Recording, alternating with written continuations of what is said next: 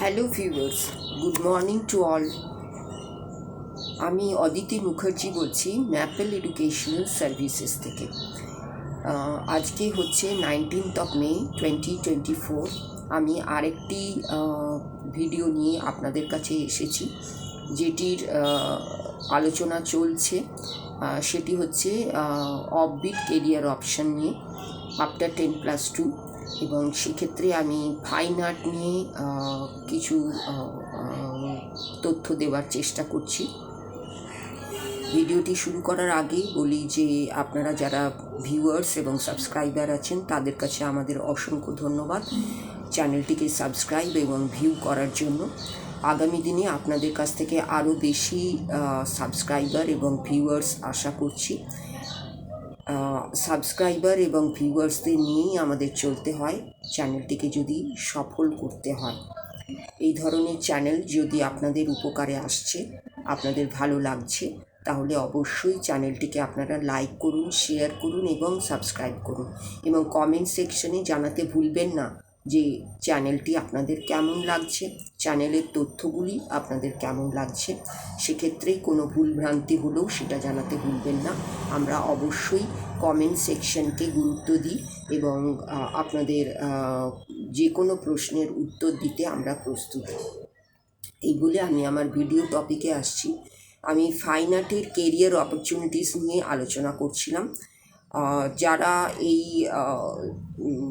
আগের ভিডিওগুলো দেখেননি তারা অবশ্যই দেখে নেবেন, এবং আজকের যে কেরিয়ার অপরচুনিটিসগুলো নিয়ে কথা বলবো সেই ভিডিওটিও অবশ্যই দেখুন। ভিউ করে স্কিপ করে চলে যাবেন না, তাহলে তথ্যগুলো পাবেন না। আজকে যে কেরিয়ার অপরচুনিটি নিয়ে আমি শুরু করছি ভিডিও, সেটি হচ্ছে কার্টুনিস্ট।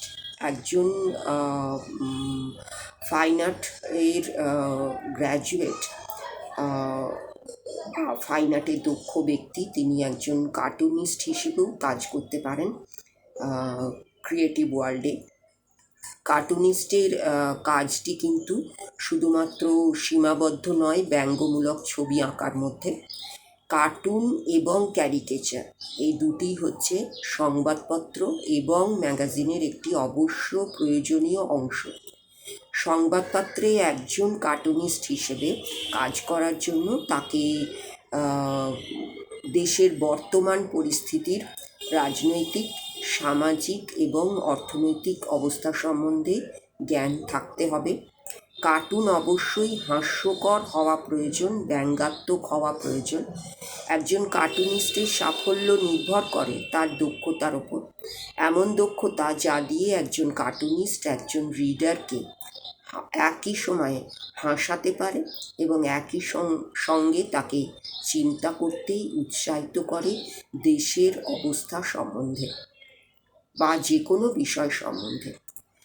এইভাবে কার্টুনিস্টের কেরিয়ার অপশন নিয়েও একজন আর্টিস্ট ক্রিয়েটিভ ওয়ার্ল্ডে এগিয়ে যেতে পারে এবং খুব ভালোভাবে এগিয়ে যেতে পারে। কার্টুন এগুলো হচ্ছে একটা prospective field in fine art.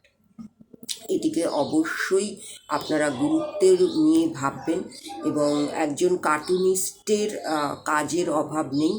একজন কার্টুনিস্টের দক্ষতার যদি প্রমাণ পাওয়া যায় তাহলে তাকে তার প্রতিষ্ঠার কথা ভাবতে হয় না। এরপরে আমি আসছি গ্রাফিক আর্ট ও ডিজাইনিংয়ের পার্টটা নিয়ে। এটি পেন্টিংয়ের একটি শাখা। এই আর্ট সাদা কালো এবং রঙিন দুভাবেই সৃষ্টি করা যায়।